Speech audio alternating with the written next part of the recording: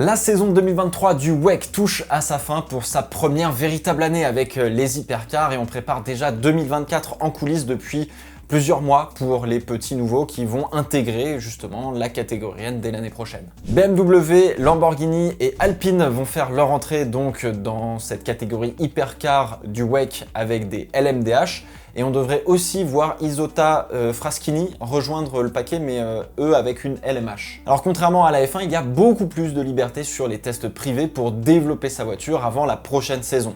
En fait, c'est au moment d'homologuer la voiture à la FIA pour plusieurs saisons qu'on gèle le développement. Donc toute la phase qu'il y a avant, elle est hyper importante et elle se joue en ce moment même pour les 4 constructeurs avec Isotta Fraschini. J'ai eu la chance d'être invité du coup par Alpine pour aller voir rouler l'A424 à Jerez en Espagne et comprendre comment ça se passait, tout ce processus qu'on ne voit finalement que très rarement en sport automobile. Alors j'ai pas beaucoup filmé sur place, il y avait plusieurs autres médias dont des télés et j'avais pas spécialement envie de déranger l'équipe qui bossait sur la voiture, surtout que ceux qui étaient à notre disposition étaient très pris à gauche, à droite, etc. Puis pour des raisons logistiques, j'avais pas Enzo avec moi, ni forcément un bon micro que j'ai oublié et dans le vacarme qu'il y avait, c'était un peu compliqué, d'où la vidéo en studio. Donc j'ai voulu me concentrer pour finalement prendre le max d'informations sur la voiture et sur une discipline que j'ai la chance de pouvoir vraiment voir en profondeur pour justement vous rapporter le plus ici dans cette vidéo. Donc voilà, j'espère que ça vous plaira.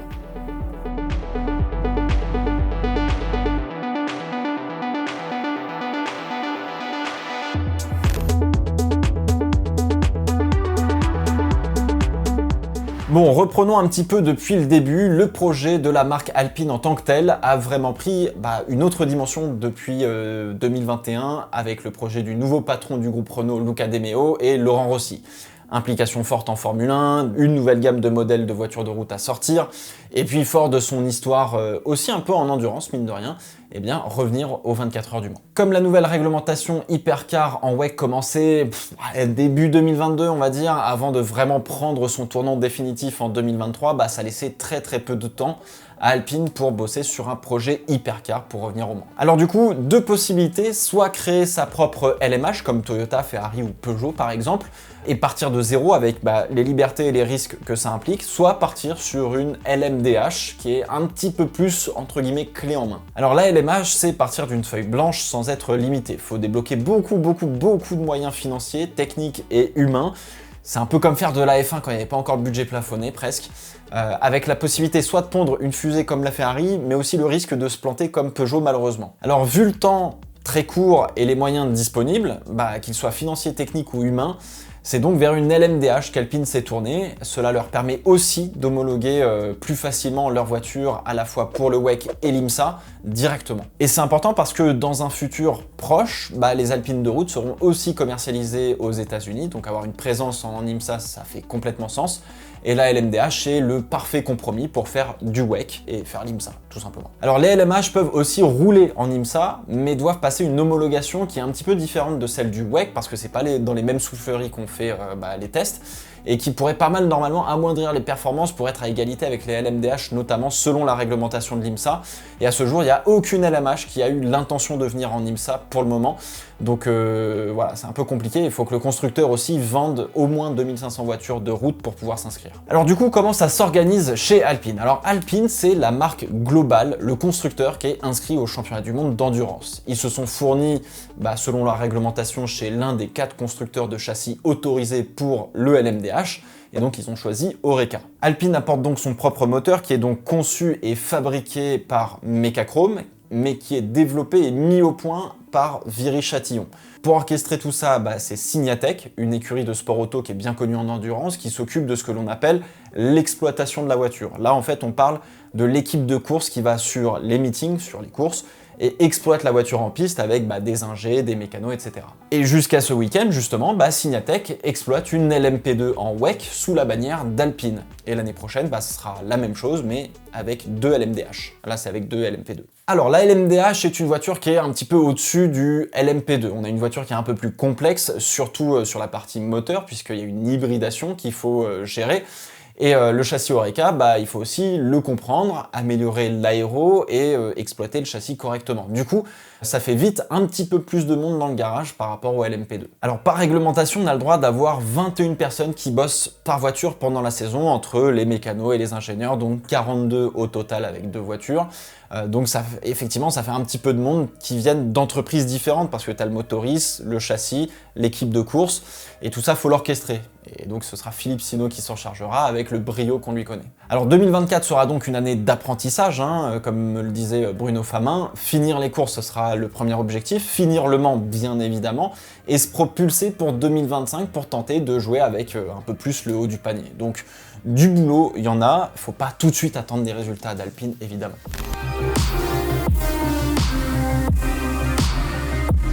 J'avais fait une vidéo sur la différence entre les LMH et les LMDH en début d'année pour que vous y retrouviez un petit peu plus facilement, parce que c'est un peu complexe quand même. Et donc aujourd'hui, on va un petit peu plus plonger dans les LMDH avec l'exemple de l'A424. Les voitures en LMDH doivent avoir un châssis LMP2 qui sont évolués, entre guillemets. Alors, c'est fourni par 4 constructeurs homologués, à savoir Multimatic, Ligier, Dallara et Oreca. Cela comprend donc la cellule de survie, donc grosso modo le cockpit et le châssis, quoi, en fait, si tu préfères. Les éléments de sécurité qui vont avec, notamment du style la crashbox, etc. Et du coup, les trains roulants, donc les suspensions et tout. C'est grosso modo le squelette de la voiture qu'on fournit. La vraie question, c'est de savoir qui a le meilleur châssis, et alors ça, c'est pas une mince affaire, et pour être tout à fait honnête, j'en ai absolument aucune idée. Il y a juste peut-être des préférences des uns avec les autres. Les Porsche cette année n'ont pas spécialement brillé avec leur châssis Multimatic, les Cadillac c'était mieux, alors que les BMW qui utilisent le même châssis que les Cadillac, à savoir un châssis Dallara, c'était pas tout à fait ça, c'était un peu bof. On verra ce que vaut le châssis Ligier l'année prochaine avec Lamborghini, et donc le châssis Oreca fait déjà office sur l'Acura en IMSA, qui d'ailleurs jouait le titre. Mais globalement, l'image en LMDH, ça reste un peu fou. Alors du coup, à ce squelette, on y apporte de l'aéro et surtout du style. C'est vraiment plutôt la partie supérieure de la voiture, donc tout ce qu'il y a en bleu sur l'Alpine A424, grosso modo, qu'on a pu toucher chez Alpine pour y apposer le style de la marque. Et alors pour une fois, ce n'est pas un ingénieur complètement fou barré qui a dessiné la voiture avec seulement des contraintes scientifiques et réglementaires, mais bien l'équipe de designers d'Alpine, avec à la tête Anthony, qui est aussi celui qui a fait l'Alpenglow par exemple. Alors évidemment, il y a eu des contraintes scientifiques pour avoir quand même une bonne aéro. On lui a dit t'es gentil Anthony, mais tu dessines quand même une caisse qui peut aller vite. Mais il a pu y mettre le style de la marque, il a bossé sur la carrosserie en règle générale, et les feux avant, avec les 4 feux qui sont assez spécifiques à Alpine et qu'on retrouvera notamment sur les voitures de route. Mais le détail qui est vraiment distinctif sur cette A424, c'est les feux arrière qui prennent tout simplement la forme du logo de la marque. C'était un challenge où il a dû forcer un petit peu pour le faire passer, qui était assez technique pour justement pas entraver l'évacuation des boulettes de gomme des arches des roues arrière. Donc les phares sont bien creux en fait en leur centre, mais ils sont absolument sublimes et reconnaissables, et je pense que toute l'équipe est assez contente. Alors comme c'est le même châssis que l'Acura qui roule en IMSA, on y retrouve une forme assez similaire, surtout que les deux voitures partagent une sorte de bande lumineuse. T'as des lumières un peu à l'horizontale à l'avant, chacune un peu à leur manière, et en plus l'Acura est bleue parfois, donc forcément ça ressemble, ce qui donne cet air de ressemblance entre les deux voitures. Bon, allons un petit peu plus dans la technique, parce que c'est aussi ça qui nous intéresse. Alors le pare-choc avant est une sorte d'aileron avant sur lequel repose de la carrosserie avec des feux. Globalement, c'est ça. Mais sous le splitter, c'est donc cette fameuse bande en carbone qui est un peu arquée, qui fait la séparation entre la carrosserie et puis la piste, quoi. C'est un aileron avant de Formule 1 de manière un peu moins complexe. Alors tout le dessous du splitter, comme ça s'appelle, est fait pour conditionner et amener l'air vers le fond plat, qui est finalement assez similaire au F1 d'avant 2022. Il n'y a pas de tunnel Venturi, etc. C'est juste une belle planche en carbone bien plate. Et comme sur les F1, on a quand même une planche de bois, je crois, au milieu, qui sert de mesure et de plan de référence aussi. Comme on a un pare-choc, on a donc aussi des entrées d'air qui ont des fonctions qui sont différentes les unes des autres. On a celles qui sont sous les feux, qui servent simplement à refroidir les freins, disques et étriers avant, et celles sous la baguette lumineuse, c'est un chemin pour faire passer l'air de part et d'autre du châssis et pour le faire sortir sur le côté. Alors d'après ce que j'ai compris, cela peut générer justement un vortex pour tenter de cloisonner ce qui se passe sous le fond plat. On cherche un petit peu les mêmes bénéfices que le fameux bargeboard. L'air il va redescendre, détendre et puis il va s'enrouler sur lui-même, sur le côté, et comme ça, bah, ce qui passe sous le fond plat, c'est parfait. Alors on a 2 derniers canaux sur le pare-choc, au même endroit en fait, il me semble, mais qui sont séparés vers le cockpit, qui vont directement vers les radiateurs de la voiture situés sur les côtés du cockpit, et en passant dans la carrosserie pour refroidir le moteur. Bon alors évidemment, moi je regardais l'intérieur du pare-choc quand il était posé par terre, et j'essayais de faire la correspondance avec ce qu'il y avait sur le châssis, tu vois, donc je faisais des allers-retours comme ça. Donc normalement c'est bon ce que je dis, mais il y a peut-être 1 ou 2 endroits qui changent, c'est toujours un peu complexe, quoi. Alors vous avez noté aussi sur le côté de la voiture vers l'arrière qu'il y a une entrée d'air qui vient refroidir les freins arrière. Justement, alors cette entrée d'air, elle était un petit peu plus allongée avant, mais en fait ils se sont rendus compte que pour remettre de l'essence dans la voiture, bah en fait on allait venir taper, le mécano allait venir taper la prise d'air, donc c'était pas ouf, ça allait gêner, il fallait faire un mouvement en 2 temps, donc non, du coup on a raccourci cette prise d'air pour la mettre un petit peu plus derrière. Et enfin, la dernière prise d'air, c'est la cheminée centrale qui est la prise d'air pour venir alimenter directement le moteur et puis le turbo, etc. Alors à l'arrière, il n'y a rien de foufou, hein. On a un diffuseur qui est assez important avec un aileron qui est réglable. D'ailleurs, c'est la seule pièce aéro qu'ils peuvent régler. Donc voilà un petit peu pour le tour du propriétaire global de la voiture. Bon, passons au moteur parce que c'est là que tout se passe en LMDH et c'est vrai que jusqu'à présent, c'est assez difficile de comprendre pourquoi et comment les équipes et leurs voitures font vraiment la différence sur la piste. Alors en LMDH, les constructeurs sont libres de faire leur propre moteur tant qu'ils intègrent le système hybride fourni et commun à tout le monde. Alors c'est pas grand chose, hein, c'est un petit moteur électrique de 50 kW, donc ça fait 67 chevaux à peu près, c'est pas grand chose. Par contre ça peut récupérer 170 kW, ce qui est là déjà un petit peu plus que les 50 kW.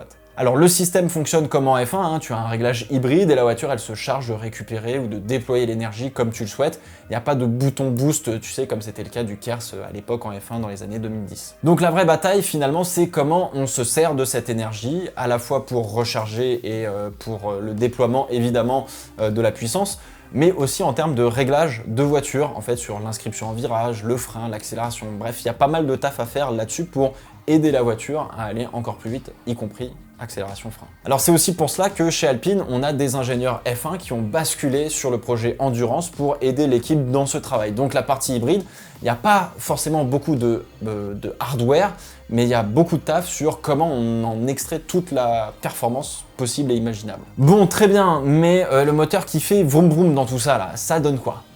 Eh ben écoutez, je suis sûr que ça va vous dire quelque chose. Je vous laisse écouter.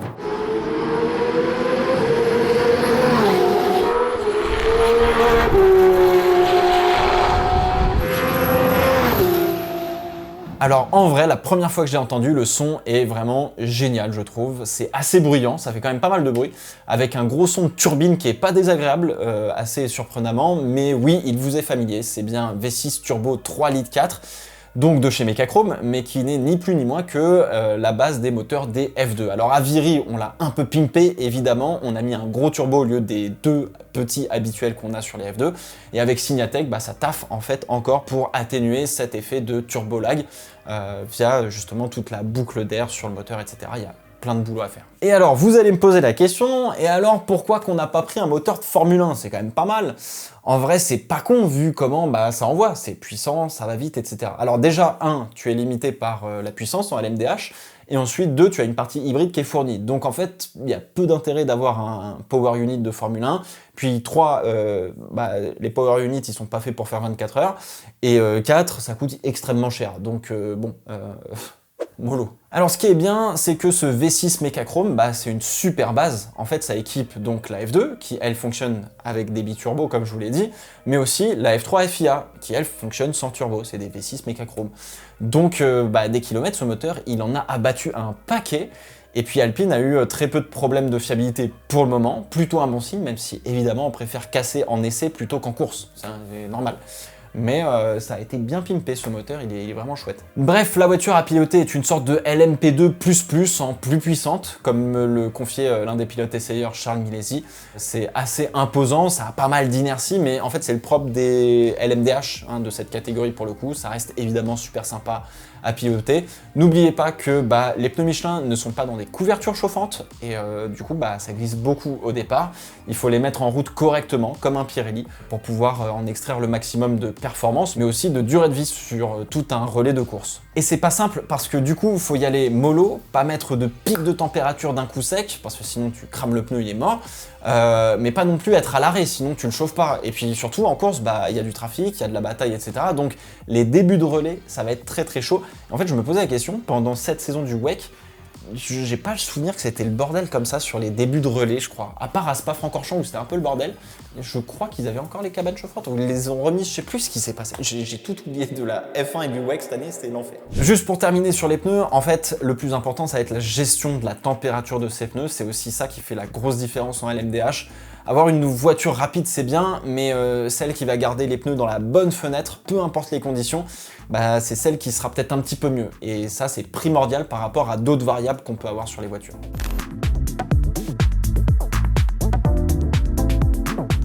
Jusqu'à l'homologation de la voiture dans la soufflerie de la FIA et de l'IMSA pour le début de la première saison de la voiture, il n'y a aucune contrainte. S'ils pouvaient le faire, l'équipe elle roulerait nuit et jour, 7 jours sur 7, sans arrêt pour tout tester. Alors évidemment, dans la réalité, ça se passe pas comme ça, c'est un petit peu différent.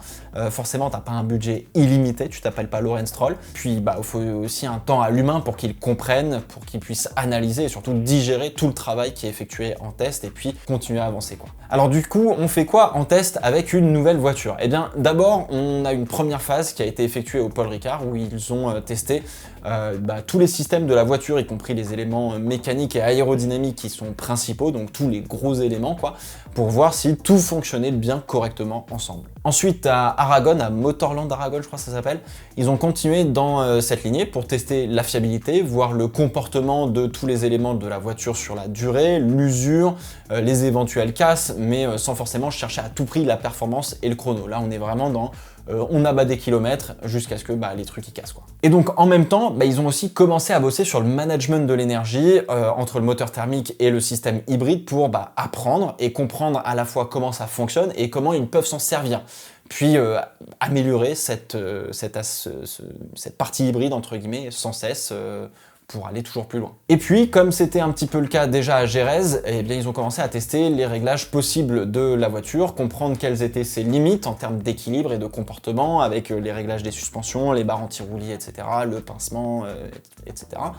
Ça développe évidemment toujours l'aéro pour voir l'appui et la traînée qu'il génère et voir où il se situe dans la fenêtre de performance qui est imposée par la FIA et l'IMSA, tout en essayant de mettre la voiture dans la meilleure fenêtre d'exploitation. C'est pas la même chose. Tu as la fenêtre de performance qu'on te donne, que tu dois respecter, et dans cette fenêtre de performance, en fait, il faut que tu puisses avoir une fenêtre d'exploitation où tu amènes la voiture pour qu'elle puisse rouler au mieux. Donc à ce moment-là, ils ont en fait commencé vraiment à faire des runs un petit peu plus orientés vers la performance. Enfin, pour terminer, l'équipe va faire des tests d'endurance en simulant une course de 30 heures. Sans de vraies coupures ni rien, c'est vraiment justement pour simuler une course d'endurance et voir comment la voiture se comporte à la fois en performance et en fiabilité, puis ça permet aussi de voir comment l'équipe au global fonctionne sur de grandes durées, etc.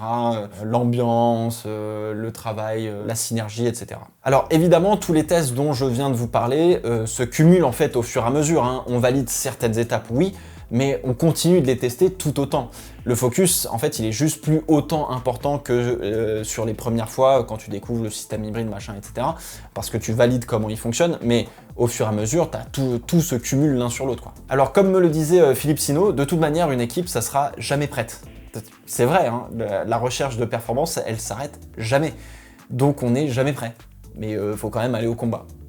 Mais vous avez bien donc une échéance qui est à partir de mi-décembre, la voiture passera enfin dans la soufflerie de la FIA, qui est finalement celle de Sauber, puisque c'est la plus grande d'Europe, il me semble. Ou en tout cas, c'est celle qu'ils ont utilisée notamment pour mettre au point leur règlement 2022 de Formule 1. Bref, à ce moment-là, la voiture sera homologuée et le développement sera donc hyper restrictif. Et puis la voiture commencera donc la saison au Qatar pour la première manche du WEC. D'ailleurs, pour le moment, on n'a aucune nouvelle des line-up pour la saison à venir, ou en tout cas, à l'heure où j'enregistre, c'est pas le cas. C'est toujours en discussion dans l'équipe. Et alors oui, Mick Schumacher a bien fait un test à Jerez, La veille de mon arrivée, pas de bol, sachez que c'est pas forcément Alpine qui a demandé à Schumacher, mais plutôt l'inverse. C'est plutôt Schumacher qui était demandeur de faire un test avec Alpine. Il a testé, il a été plutôt bon, assez travailleur. Toute l'équipe était vraiment contente et assez heureuse de son travail. Bref, comme on le connaît, et il s'est fait une meilleure idée de ce qu'était l'endurance. Alors, évidemment, je suppose qu'il va privilégier sûrement plutôt un retour en Formule 1, mais désormais, en fait, il pourra faire un choix éclairé si jamais l'endurance est une de ses options. Donc, affaire à suivre. Voilà, la vidéo a été assez longue, j'ai pas tout dit encore sur la voiture et l'équipe, mais je me suis contenté de l'essentiel, entre guillemets. C'est vous dire à quel point c'est à la fois complexe, mais diablement passionnant. Et puis en plus, il y avait BMW et Lamborghini qui roulaient en même temps, donc bon. J'aimerais bien vous parler de tout, mais je peux pas. Voilà, j'espère que ça vous a plu. N'hésitez pas à me poser vos questions en commentaire parce que ça pourrait servir pour une prochaine vidéo, des choses que je peux vous rajouter, etc. S'il y a des thèmes sur l'endurance que vous souhaitez qu'on aborde ensemble et tout, n'hésitez pas. Évidemment, on va reparler du WEC, mais aussi de l'IMSA, je pense, pendant l'intersaison. Et évidemment, l'année prochaine. Cette année, on a un peu focus le WEC. L'année prochaine, on va beaucoup plus focus WEC et IMSA, évidemment, en plus de la Formule 1. Voilà. Pas facile, hein.